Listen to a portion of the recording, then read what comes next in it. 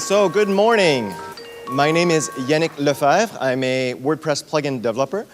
And my talk this morning, simply entitled WordPress Plugin Development 201, will be all about how do you create plugins. Now, those of you who attended my talk last year I covered a lot of the basics of plugin development. This year I'll go into some more slightly advanced topics, things beyond the basics of how do you create a plugin. If you want to find me, I'm on Twitter, my website, my profile page on the WordPress website, as well as where you can find this presentation for those of you who might want to actually read it as we're going. It's on my website, and it's also available on the Wordcamp Montreal page. You'll see a link to go to these slides. So what we're going to talk about today, a few different topics. First, I'll just introduce myself quickly. Then I'll do a quick recap of the basics of what plugins are. Most people out here know this information, but just to set the stage. Then we'll talk about a few different things. First of all, I want to talk about how do you set up a local development environment. So if you're going to make plugins, it makes sense that you can do all of your work on these plugins on your own local machine.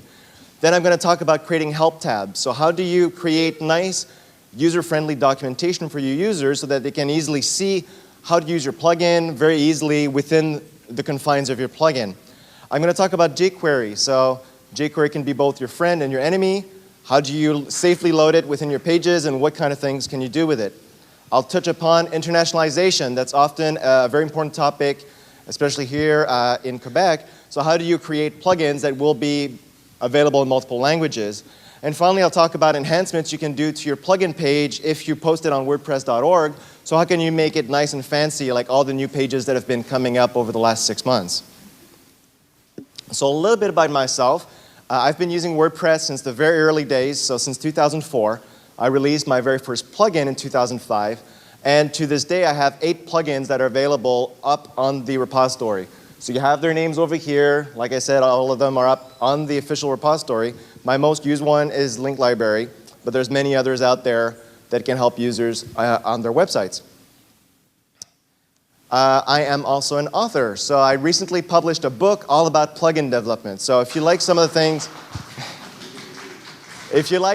that we're going to be talking about today, I encourage you to get this book. And so it's good. Some of the topics I covered last year, some of the things I'll be covering today, and a lot more. To make it even more interesting this morning, I'm actually going to run a little contest. If you send a tweet to me, so @ylefebvre, with the hashtag WP Plugin Cookbook, I'll have 3 copies to give away by the end of this presentation. So those of you who are connected, then there's also a quick link to be able to send that hashtag easily. And everybody else, there's also a special discount code that you can use to be able to pick up a copy straight from the publisher. So with the WC Montreal 12, and that's also on the slide deck you can get from the WordCamp Montreal website.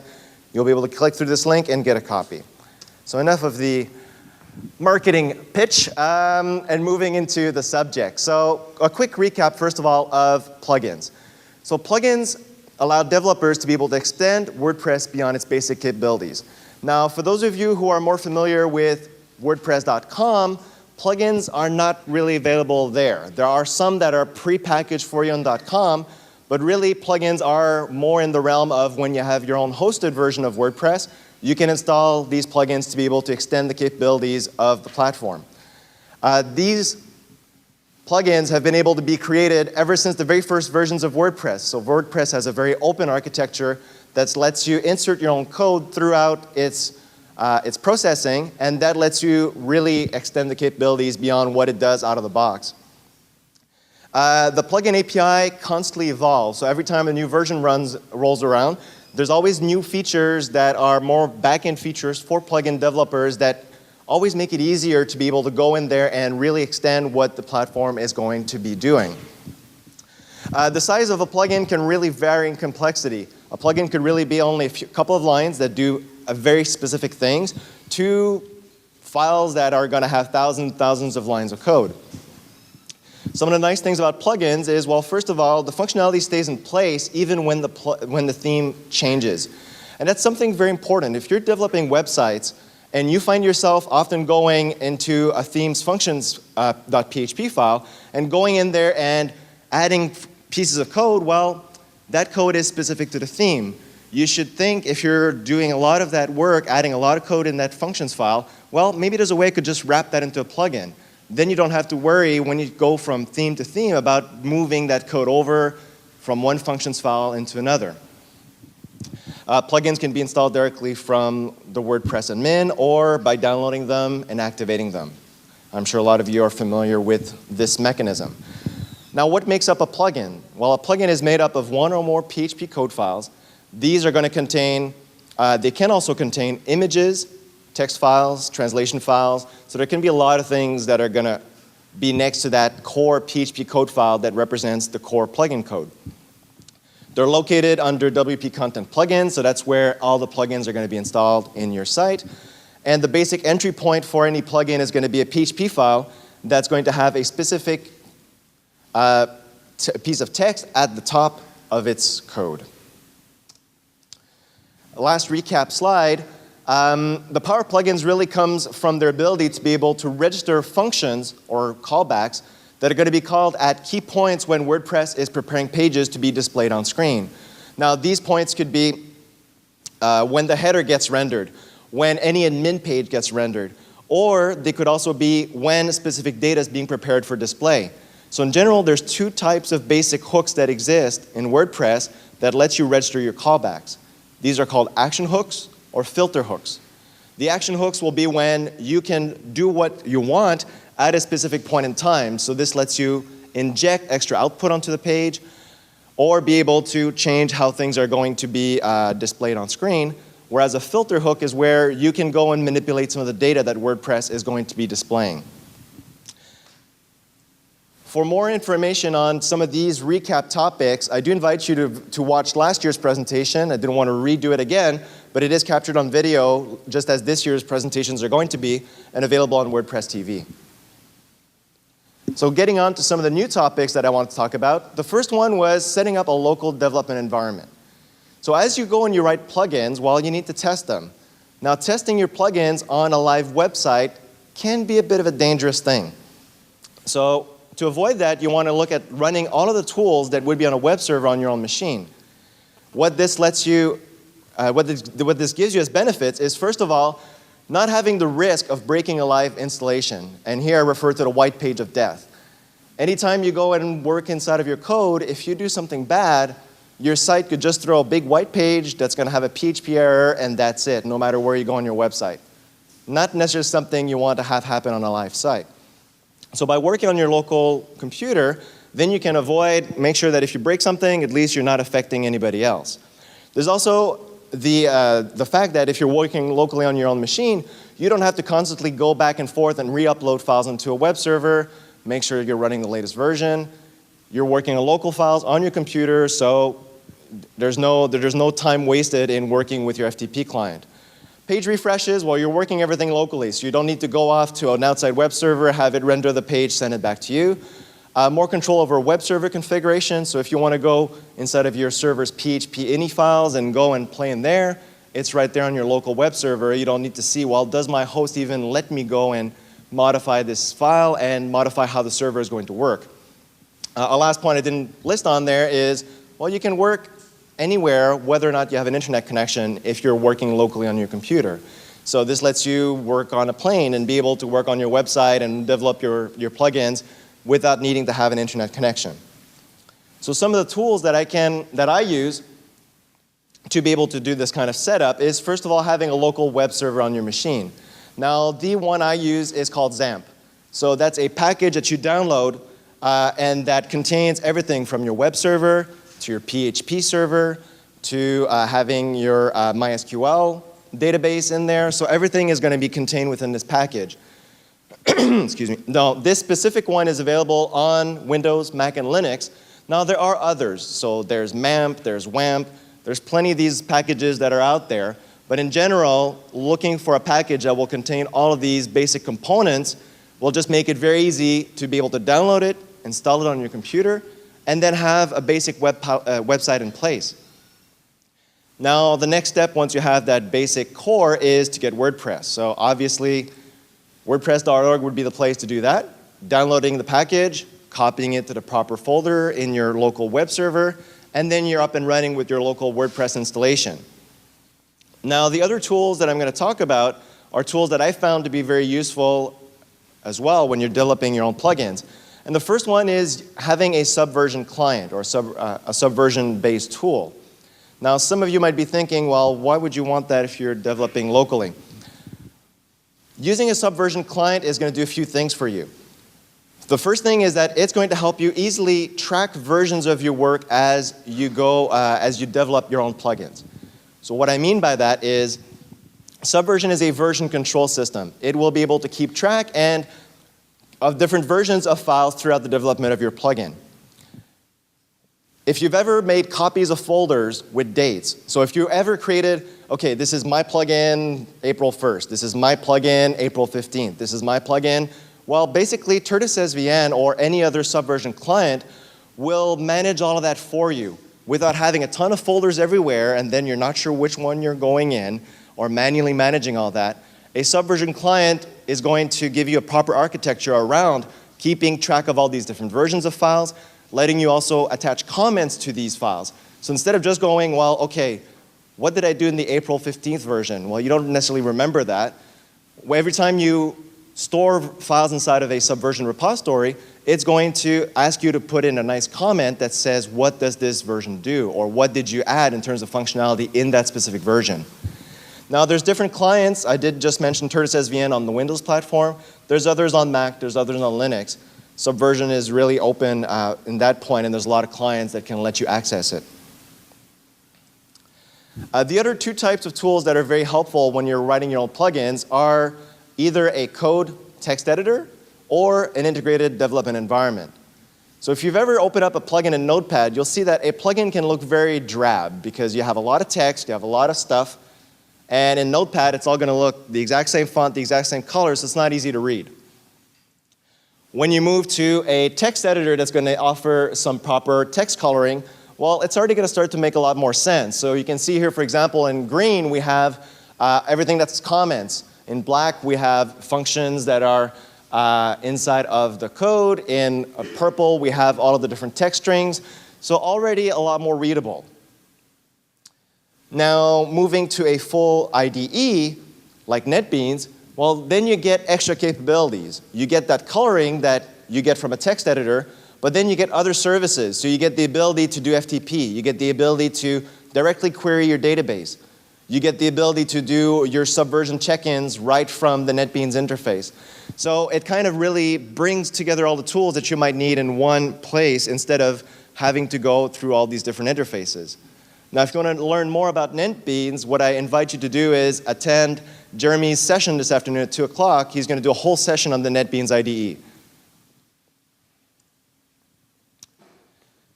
So the next topic I wanted to cover was creating help tabs. So whenever you create a plugin, well, you might want to have your users be able to get information on how to use it properly. Now, creating plugins you might do for different reasons. You might do it for customer. So it might be a plugin that you create for one of your customers and you deliver only on their installation. Or it might be a plugin that you want to look at publishing on the official repository, so on the official WordPress.org website. Either way, you're going to have people that might not be too comfortable or might not know how to use your plugin. And so creating help tabs can let you build in documentation right into the plugin. So you should always look at having documentation. Now, by default, a plugin will let you do a README file that comes with it. Now, of course, nobody really reads those. And it also lets you put in basic notes and FAQs on the WordPress.org site, which nobody tends to go to. I mean, I've written a lot of plugins, and often I have to go, well, you know, RTFM, go to the WordPress.org site, that's where it is under the FAQ. But that's, you know, it still takes time out of your schedule to have to point the user to go over to the website. So using help tabs, you can build in your help right into WordPress, and so, right into your plugin, I'm sorry, in the admin interface. And so this has been improved recently in version 3.3 and on, so 3.3 and 3.4, where you can actually create multi-tab help inside of the interface.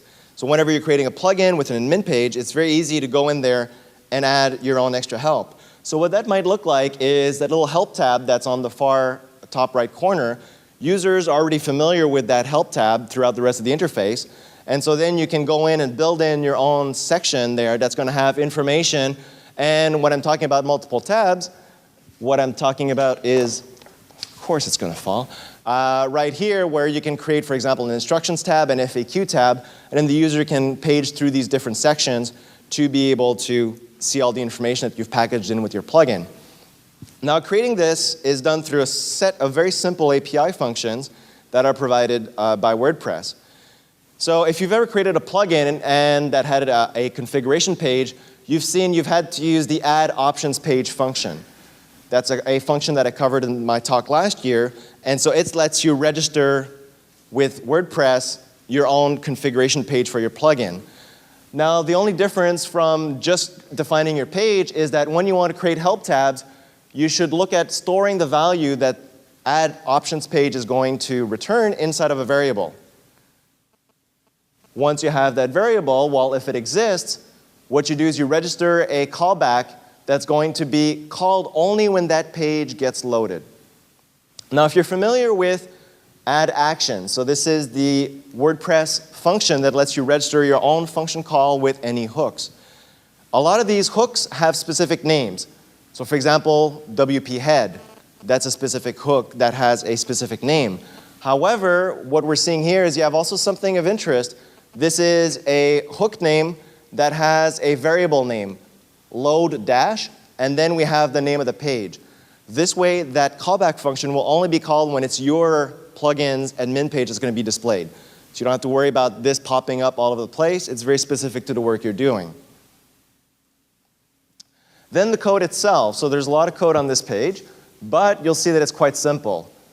First thing we do in our function is get the current screen. So then we'll get a screen object, which is an object in WordPress that contains a lot of utility functions around managing the display of your page for your plugin. Then we'll say, well, add a help tab. We'll give it an ID, so that's an internal ID that's going to be the name of this tab. You'll see it in the HTML output as a div name inside of there. We'll give it a title, so this is the string that we saw on the name of the tab that the user could click on. And we'll see that we have a callback, and so this is the function that you're going to be writing afterwards to be able to populate the content of that help tab. We're going to do the same to add our second tab. And we also created a little sidebar, and so here we have a little bit of HTML that's going to be output on the right-hand sidebar. So very simple code, a few function calls, a few arrays, and then we've registered 2 callbacks and we've populated a sidebar. In terms of the actual 2 tabs themselves, these functions are just going to output straight HTML. So it's very easy for you to format this the way you want, to include images, text, style, things you want, but to include a lot of information that's going to be available to your users.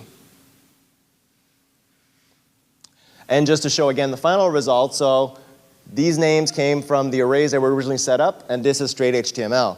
Now everything else, the animation that when you click on it, it slides out to have the different tabs, all these things are going to automatically be handled by WordPress as part of its basic architecture. So you only need to focus on how many tabs do you want and what you're going to put in them. Next thing I want to talk about is jQuery. Now, some of the things I'm going to talk about here apply to plugin developers and to theme developers. jQuery is great. JavaScript, jQuery, all these things.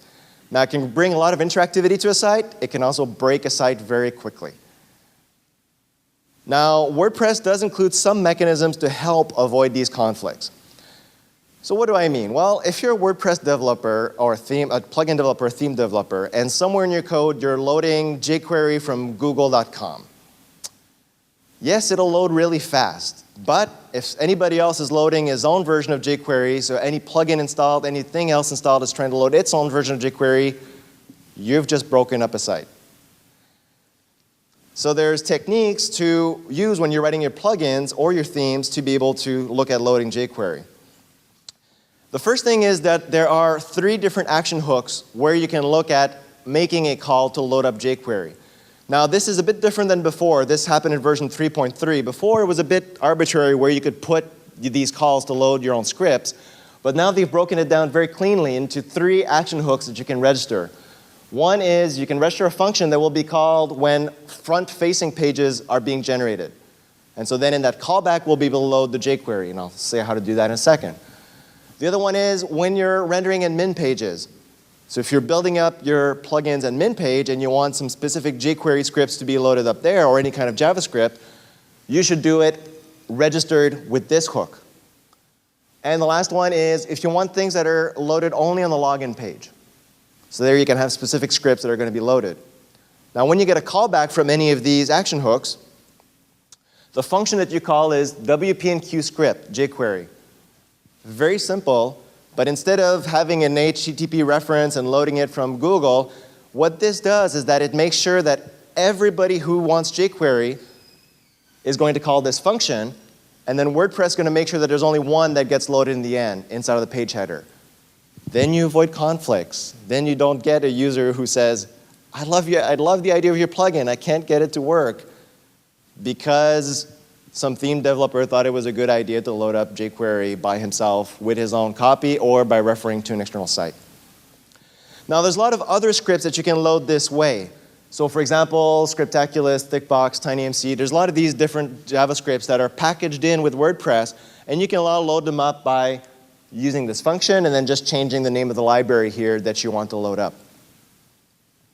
If you want to load your own script, so if you found a nice JavaScript or jQuery library somewhere else, you can use the same function, WPQ Script. It just has a whole bunch more parameters to say where is your script, what version is it, those types of things. But you use the same mechanism. This way, if another plugin developer is using the same version of some third-party script, again, it will just make sure that only one of them will actually get loaded and displayed inside of your page header, again, avoiding conflicts between these different elements. Now, to show you some of the interesting things you can do with jQuery, well, I just wanted to show more of a full example.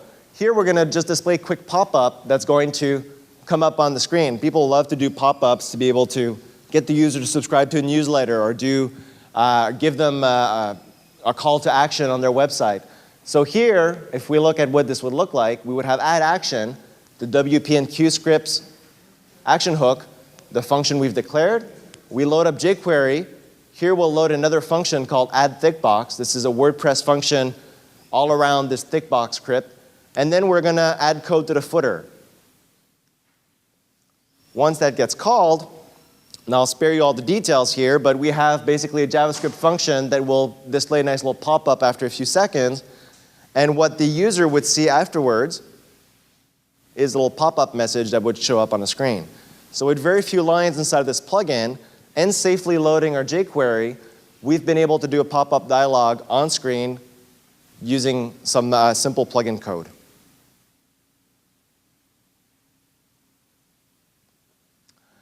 Next topic I'm going to be covering is internationalization. So what that is the ability to make your plugins translatable. So WordPress, as you may know, can be translated. So by default, WordPress is in English, but you can go in and download packages, language packs, that will translate it to French, to German, to Russian, whatever the case may be. That's all built into the platform. Now, these same mechanisms can be used to be able to translate plugins so that you can go in and provide translations in different languages so that your plugin will be displayed in the native language when a user has chosen to use WordPress in a language any other than English. Now, this translation work can be done by anyone. There's a bit of initial setup work that needs to be done by the plugin developer to go into his code and make sure that every time something gets displayed on screen, he puts the proper code in there. But then afterwards, any user could go in and create a local translation of a plugin. I've received a few translations from some of my users for plugins in Italian and Turkish and a few other languages. It's always interesting to see when people are using your creations around the world. And then, you know, they're nice about it. They'll send it to me. I can roll into the plugin, and then afterwards they can get it with the official distribution as new versions come out and have it in their own language.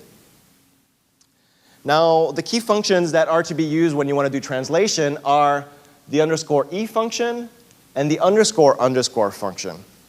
Now, that second one might sound a bit funny, but it is really just two underscores that you use. The difference between these two is very simple. _e will try to find a translation string for the text that you want to display, and it's going to then echo it directly to your browser. The underscore function instead is going to do a lookup, try to find the translation string, and then it's going to return it. So then afterwards you can store in a variable or do some other manipulations with that string before you display it on screen. So what that would look like inside of your code could be something like this. If you had an H2, which I forgot to close, you could have an underscore E in here, then you'd have the string you want to display, and this is what's called the text domain. So the text domain is really the name of your translation dictionary. I'll explain a little bit more about what that is in a few seconds. And so if it doesn't find a translation, so if you wrote your plugin in English, somebody's in Russia, they install your plugin, there's no Russian translation, it's just going to display count number. But if it does find the Russian counterpart for that string within your plugin, then it would be able to display that on screen. And so if we look at a very simple admin page code, so what we have here is a function that could show basic admin section, that could show a header 1, that could draw a little form. So this is what it would look like before you internationalized it. And then what it would look like after would be that any text string that you had before, you would have wrapped inside of a little bit of PHP code, used the underscore E function, that's your initial string that you had, and then refer to your text domain. So it is a little bit of an extra effort, but in the end, it can really open up your plugin to be able to be translated to a lot of different languages. Now, once you've done that initial setup work within your plugin, the next thing that you want to do is you want to create these dictionaries for the different languages. Now, you can do it two ways. You can, if you only know one language, well, you can create a basic template that's only in English, then people can use that and create and copy it and create the translations from that basic template. Or if you know multiple languages, well, you could provide a few different languages out of the box with your plugin. A nice tool to do that translation is called Poedit.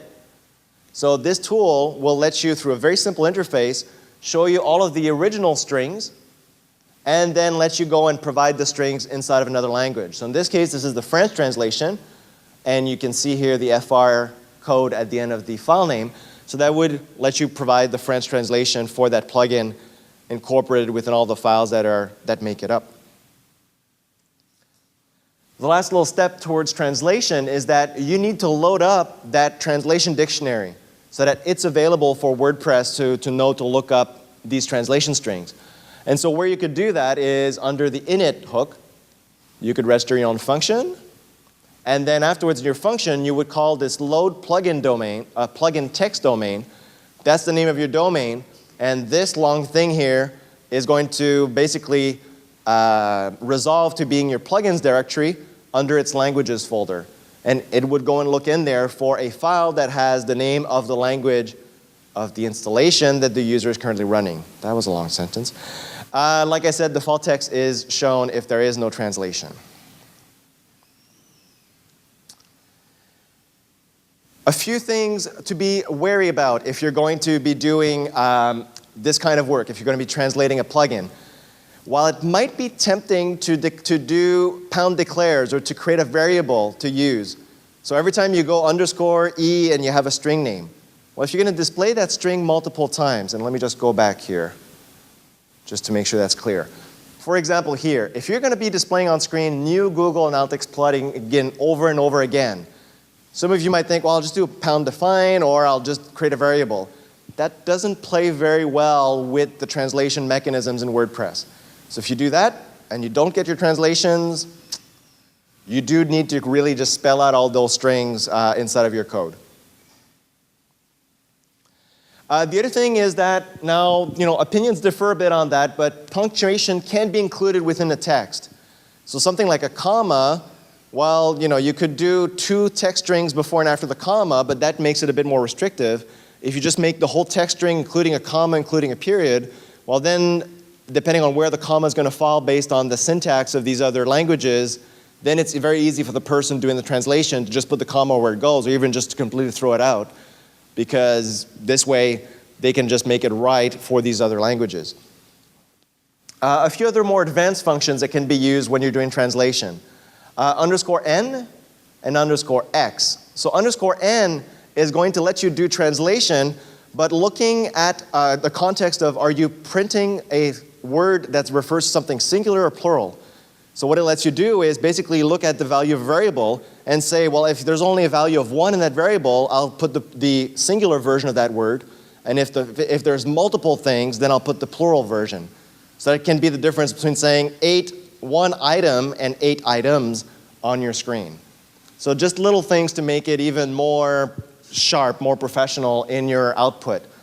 The other one is translating with context. It may happen that within your plugin, you have the same word, you have multiple words that are spelt the same in English, but that have different meanings. So what you can do here is say, I want to translate, I don't have a good example. If toaster had multiple meanings, I want to translate toaster within this context, or I want to translate it within a different context, so that it knows which translation string to look up, and it puts the right thing on screen, so you don't end up with strange stuff.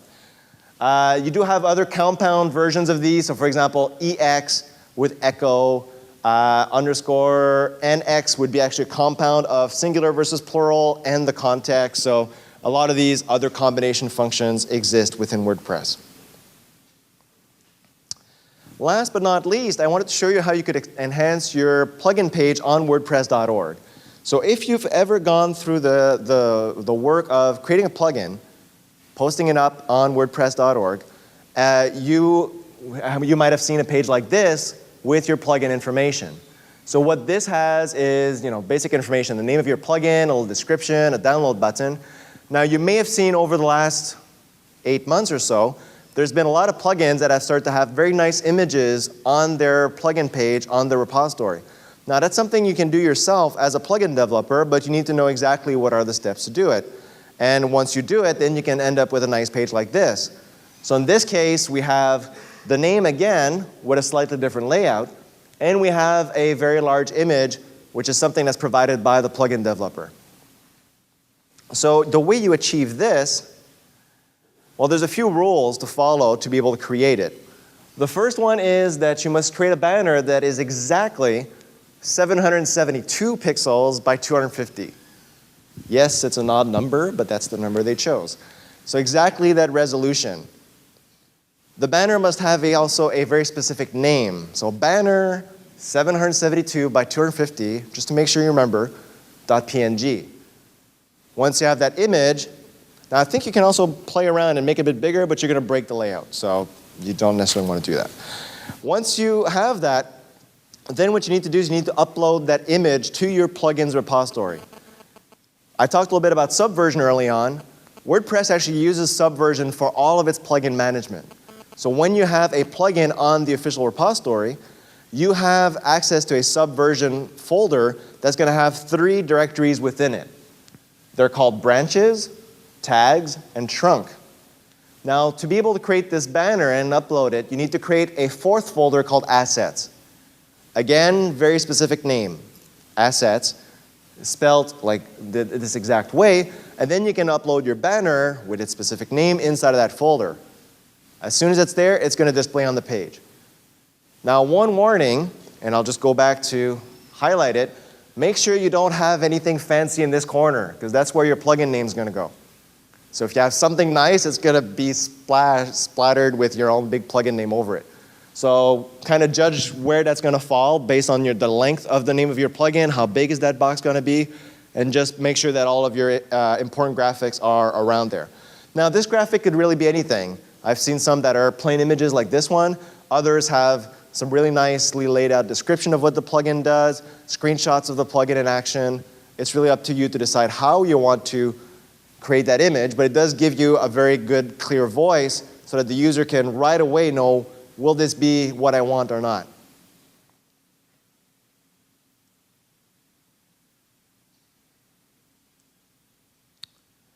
A few recommended readings. Of course, I had to mention the book again. So, it's a good collection of all of the little tidbits, all code samples that I've found over the years as I've been writing plugins all in one place. Other great places to look at, well, the WordPress Codex. There's a lot of information in there to be able to learn about how the plugins work, how do all the hooking mechanism works. There's a lot of information in there. It's not always fully complete because it is volunteer maintained, but there is a lot of good data in there. PHP.NET. There's always that one function that you're not exactly sure what the parameters are. Going on PHP.NET can quickly get you by to be able to figure out what that function name is or what are the arguments of that function. StackOverflow.com. Great website that has a lot of code snippets on how to build things. I've spent a lot of time on that site. When I knew I wanted to do something, there had to be a way to do it, searching through Stack Overflow until I found the right example to be able to get me by. This presentation is available on my website, so it's a bit of a long URL. It's also, you can click through to the presentation on the WordCamp Montreal site. So that's very easy.